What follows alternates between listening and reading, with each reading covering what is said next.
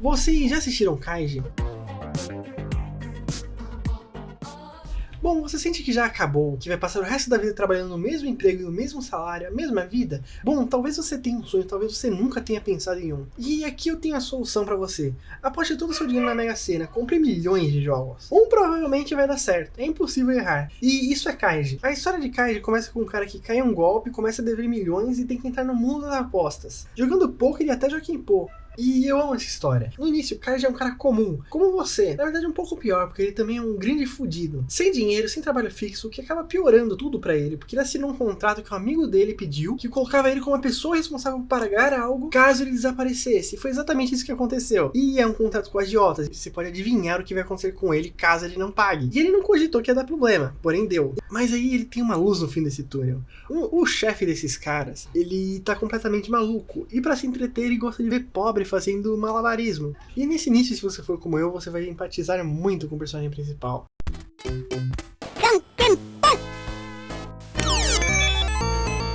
Mas então Kaiji é levado para um local para divertir aqueles que estão com a corda do pescoço dele. E ele descobre que ele tem que jogar um jogo de pedra, papel e tesoura gourmet. É um pouco estranho. Bom, tem várias pessoas lá. Todas as pessoas têm 4 cartas de cada opção. E 3 broches de estrelas que você ganha ou perde dependendo do resultado dos seus jogos. Bom, então a gente vai embarcar nessa aventura emocionante de pedra, papel e tesoura. Em um anime que arrasta as coisas para um caralho. E isso soa muito ruim, eu sei. Mas é maravilhoso. O autor controla muito bem a atenção, e ele parece ser uma pessoa que gosta muito de jogos de azar, então ele investe muito tempo em fazer partidas e regras de jogos que encantam o espectador de uma forma que você não desgruda da tela. Meu sonho era ver ele fazer um anime de Yu-Gi-Oh! Porque ele consegue fazer qualquer jogo ficar interessante. Bom, mas no final, essa grande oportunidade do protagonista sair do submundo das apostas acaba saindo pela culatra, ele perde e acaba devendo mais. E esse primeiro arco é repleto de reflexões sobre a vida do próprio Kaiji, como ele deixa os outros escolherem as coisas por ele acaba sendo trapaceado nesse arco por isso.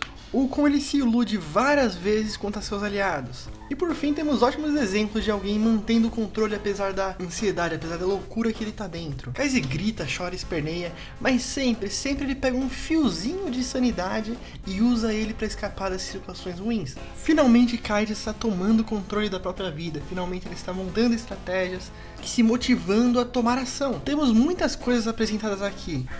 Mas essa aqui é a que eu gosto mais. Uma pessoa finalmente tomando conta da própria vida em vez de só ficar esperando ser salva. E toda vez que ela liga o modo automático e fala em ser salva e quer ser salva e pede pra ser salva, ela se ferra. Só ele pode se salvar.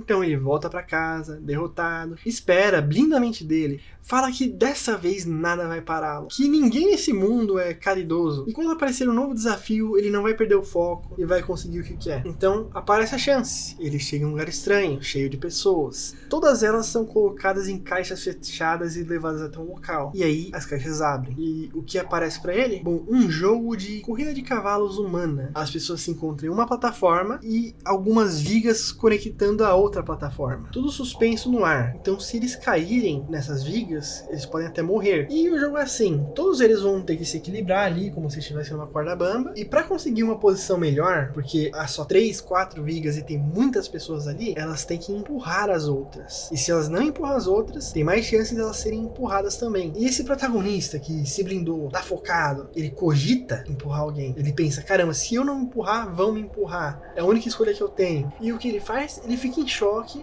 cai sentado na viga, o que desclassifica ele, e começa a chorar. E esse arco tem um pacing muito melhor, provavelmente pelo motivo que esse jogo realmente não tem uma estratégia. Então temos um grande espaço para o autor fazer várias analogias de personagem, vários discursos. E eu pessoalmente acho que esses discursos não são exata opinião do autor, claro. Mas um bom exemplo é o discurso do Tonegawa, que ele falou sobre como as pessoas vão levando a vida com a barriga, se iludindo, achando que aquilo lá não é a vida real, que uma hora eles vão despertar o potencial neles e tudo vai mudar. Aí no final, na cama de hospital, eles descobrem que aquilo realmente era a vida de verdade. Eles perderam tudo. Talvez o autor não concorde com as escolhas do personagem, porque Tonegawa é um personagem que escalou a escada corporativa e trabalha para essa organização do mal. Mas essa parte isolada, pelo menos para mim, pareceu algo que o autor queria destacar. Esse segundo arco não fica nada atrás do primeiro. E aqui a gente tem um a mais, que o Kaiji constrói uma visão e ela é quebrada sem parar. Ele pode fingir que ele é frio, que vai conseguir o quanto quiser, a realidade não vai ser essa. E ao longo da história, história, dessa segunda parte, vemos essa analogia de pessoas seguindo caminhos paralelos, tendo que enfrentar desafios que elas não contam, caindo em desespero, tendo coisas que estão na mente dela que acabam ferrando com ela. E até pessoas que foram tão precipitadas que acharam que conseguiram, que elas acabaram perdendo tudo. E um momento ótimo é quando cai de volta da primeira corrida e ele fica se perguntando, caramba, será que eu fiz o certo? Será que eu não devia ter empurrado alguém? E no fim ele acaba infeliz, porque mesmo se fosse certo ou errado o que ele fez, ele continua na mesma. E isso é um sentimento que muitos de nós temos. Muitas coisas que a gente faz aqui, a gente não sabe de imediato se foi certo ou se foi errado. A gente não sabe se a gente tomou aquela decisão que levou a gente pro melhor caminho, e às vezes a gente se martiriza por isso, a gente fica mal. Mas a única opção é ir em frente. Só aqueles que têm a consciência de que ir em frente é o único caminho conseguem passar por essas partes difíceis, conseguem passar pelo medo, pelo terror, pela ansiedade. Claro que isso não garante uma vitória, você pode tomar um caminho errado, você pode fazer algo errado, mas é melhor do que ficar parado com medo da ventania.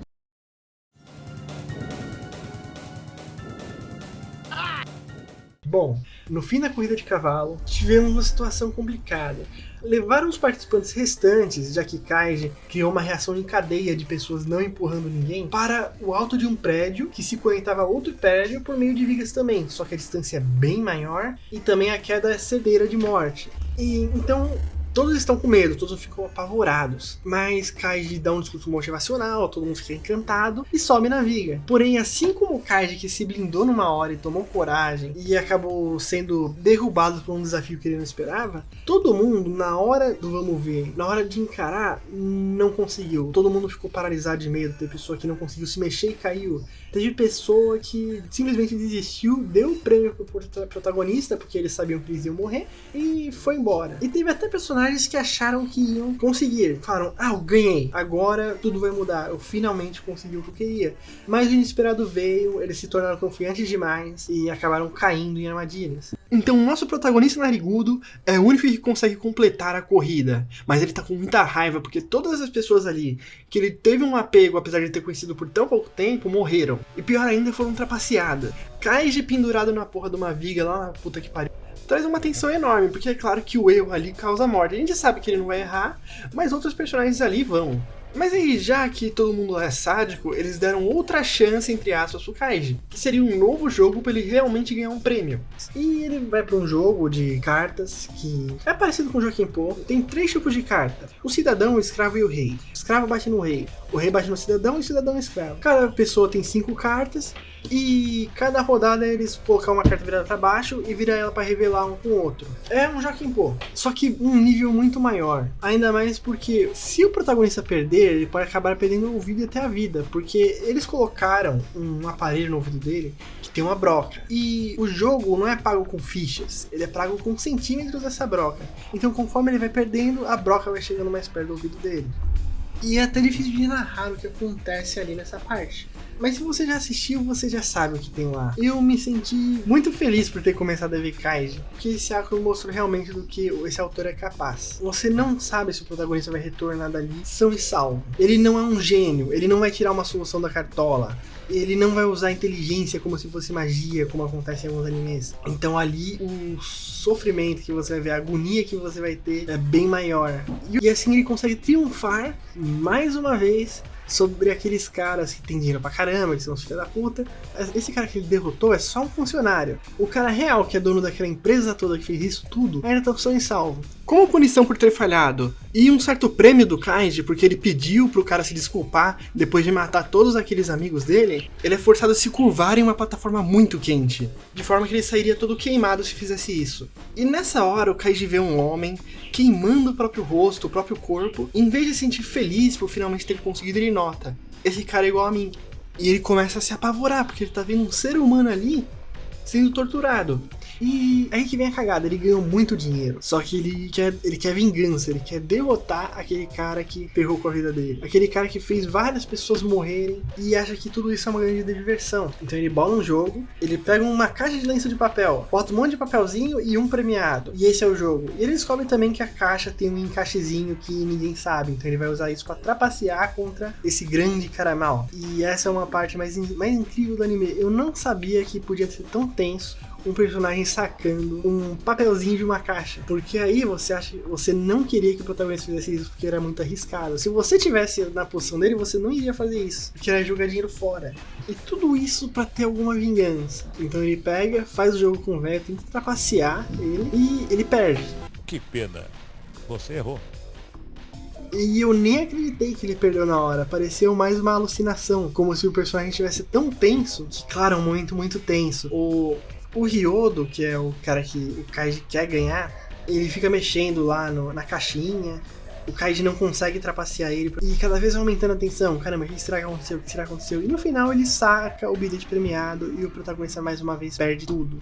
Aliás, o custo dessa derrota não é só o dinheiro. Ele também vai perder todos os dedos da mão, que vão ser cortados. E no grande final, Kaiji perde os dedos da mão, parte da orelha e não ganha nada. E pior ainda, agora parece que ele é um viciado em jogo. Os desafios na vida de Kaiji só começaram e ele vai ter que enfrentar muito mais coisas, tanto em apostas como também dentro de si mesmo. Mas eu fico por aqui. Essa foi a primeira temporada de Kaiji. Lembrando que atualmente a gente tá muito longe no mangá, mas eu agradeço muito você ter visto até aqui.